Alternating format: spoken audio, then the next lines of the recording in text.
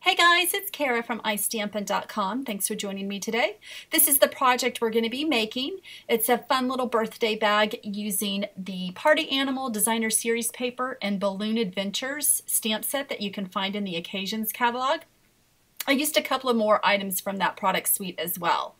So the first thing that you're going to want to do is to choose a piece of 12 by 12 paper from the collection, and I'm going to use a different pattern to show you if you are going to select a pattern that has a top and bottom like actual pattern that you want to cut it a certain way. And I'm going to show you how to do that with the Stampin' Trimmer. You're going to cut and score on the Stampin' Trimmer. So the first thing that you're going to want to do is you're going to actually want to turn the pattern sideways, and you're going to want the top of the pattern to be facing to the right. So here I'm going to slide this in, and I'm going to cut this at 5 inches, and then I'm going to cut it the correct direction, and I'm going to cut that at 11 5/8. And I'm going to link a video that I did back in 2014 showing you the measurements of the Stampin' Trimmer with the 8ths and the 16ths, because when we're scoring we're going to be using some of those unusual measurements, and I know it kind of gets people a little freaked out just because you're not familiar with them. So I'm going to link that video, and I think that will really help you and not be intimidated to do this project. So like I said, again, you're going to cut that at 11 5/8, and then we're going to do the scoring. So now I'm going to turn the paper back to portrait. And again, like I said, you want to make sure that the flames are facing to the right, because this is going to be the bottom of the bag, or the whatever object is on the pattern paper. You want to make sure that that the top is facing right. And you're going to score that at 1 3/8. And now you're going to turn the paper landscape, and you're going to score it at 2 1/8, 5 1/4, 7 3/8, and 10 7/16.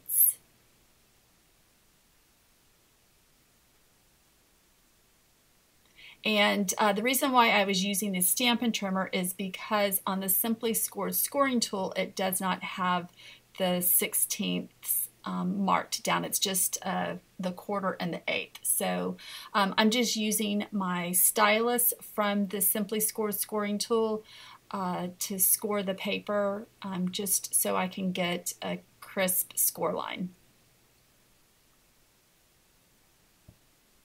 Okay, now what you'll want to do is just take your bone folder and fold on all of these score marks and just burnish with the bone folder. And then we're going to give it a little trim, and I'll show you how to do that in just a second. Oh, that was the first box that I was going to make. That was the original box I wanted to show you, or the pattern that I wanted to show you. I think I was just mentioning that my memory card ran out, and I thought that I was just erasing just a video, and I erased all of the entire memory card. So here I am making a new one. All right, so what you're going to do is you're just going to cut out that rectangle. How about that? You're going to cut that rectangle out. And then the flap that is left, you're just going to cut at an angle the top and bottom of that flap, and that just allows the bag to close a little bit cleaner. So just cut the top and the bottom, like I said.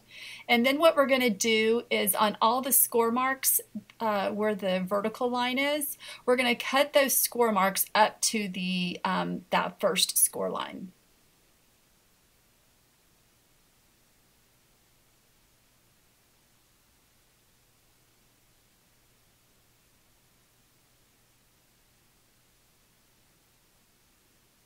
So then what you'll want to do is, depending on what you're going to put inside this bag, you may be able just to use SNAIL adhesive. If you're going to put something a little bit significant, you may want to use your fast fuse or tear and tape. But just for demonstration purposes, I'm just using SNAIL. So like I said, just depends on what you put in the bag. you may be able to use SNAIL and it not fall apart once you have your gift inside the bag. So just match those edges and just make sure that your top and bottom match, and then just press it together really good. And now what we're going to do is we're going to put adhesive on those flaps to close the bag. So the short flaps are the sides, so those are going to go in first, and then the long flaps are where you're going to put the adhesive. So you can see there that I just folded one of the short flaps back so I don't get confused. So just put your SNAIL, run it along there twice, and then like I said, those short flaps are going to fold in first, and then just place the bottom flaps down. And if you want a sturdier base inside the bag, you can just cut a piece of cardstock and just put that at the bottom, and that will give your base just a little bit more support. And I'm just using my bone folder just to make sure that I've got all of the flaps down adhered well. And then you're just going to pinch the sides together, and that's how we're going to form the bag. But I'm going to do my stamping first and go ahead and adhere the little focal point on the bag first. So just grab some Whisper White cardstock. This measures 1 1/4 or 1 by 4 inches.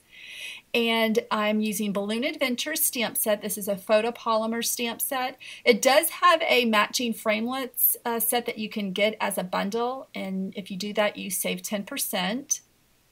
And I'm going to use that It's Your Birthday, and I'm going to use that or stamp it in Tangerine Tango ink. And I'll want to put my Stampin Pierce Mat behind my cardstock, which just gives me a cushion, and that really helps getting a good impression. So just ink up your stamp, and it's going to go right in the middle of that cardstock, and then we're going to notch it using the banner triple punch. And what I like to do, there's really, this is just all eyeballing. I'm just sticking the cardstock in. I like to work upside down, and then I'm just placing it into that 1-inch notch and just cutting it. And then I just kind of look at it, and if I feel like I need to cut some more cardstock off on either end, then I just, I just do it. There's really, it's not like a set measurement. It's all just kind of by just what I like. So you can see I'm just trimming off just a little bit more on one end. And there you go. Now I'm going to use the 2-inch circle punch in crushed curry. So just punch out a circle. And then I'm going to use the Pacific Point cardstock and our Baker's Box Thinlits. There's a fun little starburst that's included in that collection. I was just devastated when Stampin' Up! Retired the starburst framelits, so thank goodness there's one that's still available. And I'm going to show you a tip on how to make this starburst bigger. So I'm just running this through the Big Shot. I've got my magnetic platform and my acrylic plates there to help it to cut it a lot easier. And then if you see here, when I layer the starburst onto this circle, there's a, it's pretty small. So I want it to be a little bit larger. So what I'm going to do is I'm going to actually cut this circle in half, and then I'm going to adhere it to the circle where it looks like it's larger. And the great thing is that banner that we stamped, it's going to hide the gap. So this is that's a nice little trick if you ever need a circle to be a little bit larger, or whatever it may be. If you need it to be a little bit larger, if you just cut it in half and extend it, and if you have something to hide the gap, then nobody will ever know that the circle was actually smaller than what I did, or actually small. That didn't make any sense. Yeah, I think y'all get what I mean. This video took me forever. Not only did I mess up, but then I forgot to turn my microphone on. So that's why you're getting a voiceover. So anyway, all right, so now I'm putting Stampin Dimensionals on the banner, and I'm just going to pop that up. I don't know if y'all really care about all of my challenges that I've had today with this video, but anyway. So I'm just going to put that in the middle making sure that the It's Your Birthday is centered on the circle. And then I'm going to go ahead and adhere this onto the bag. I found that if I adhered the focal point onto the bag first, it stayed better on the bag. It didn't pop off. So just go ahead and place that in the center of the bag, and then now what we'll do is we'll work on how to close the bag.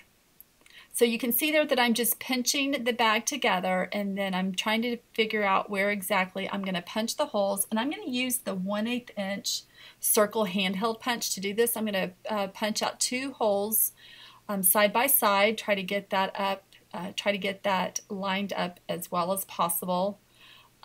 This one I didn't do so hot, but the great thing is once you put the ribbon in, you really can't tell that the holes aren't even. So you know, if it's not perfect, I don't think anybody will ever notice. So you can, well, anyway, they're not lined up.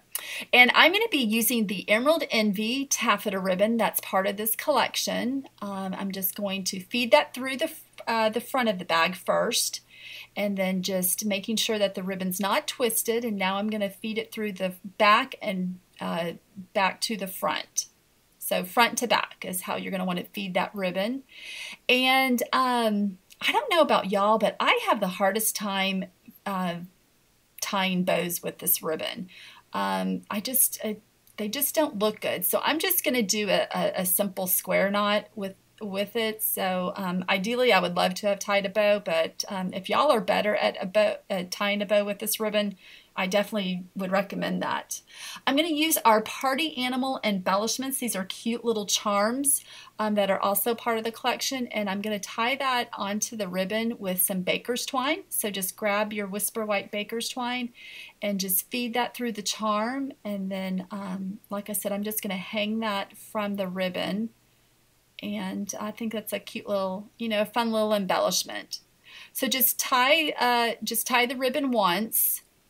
And then what you'll want to do is just place the baker's twine, one end of it underneath, and then you're just going to tie a knot. And don't tie the knot too tight. You want to have a little bit of baker's twine. You know, you want the charm to dangle, is what I'm trying to say. So you don't want it super tight, and then just tie a knot again, and then you're just going to trim off the ends of the baker's twine fairly close to that knot. You kind of want to have it look as inconspicuous as possible. And then from here, I'm just going to tie a square knot.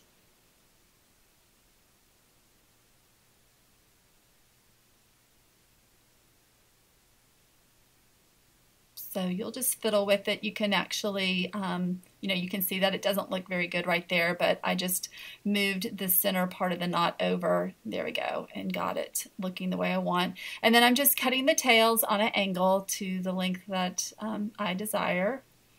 And that's it. You know, just a really fun, cute little gift bag using the Party Animal Designer Series paper. And I really think y'all will enjoy making this. So there's the original one with the fun little polka dots. So you can see just all the, and then I bring in the one that I was supposed to make, which I'm so disappointed. I wish I could make that. All right, guys. Well, if you liked it, give it a thumbs up. Make sure you head on over to istampin.com to see the accompanying blog post, and be sure to sign up for my exclusive newsletter. All right, guys. Thanks. Have a great day. Bye-bye.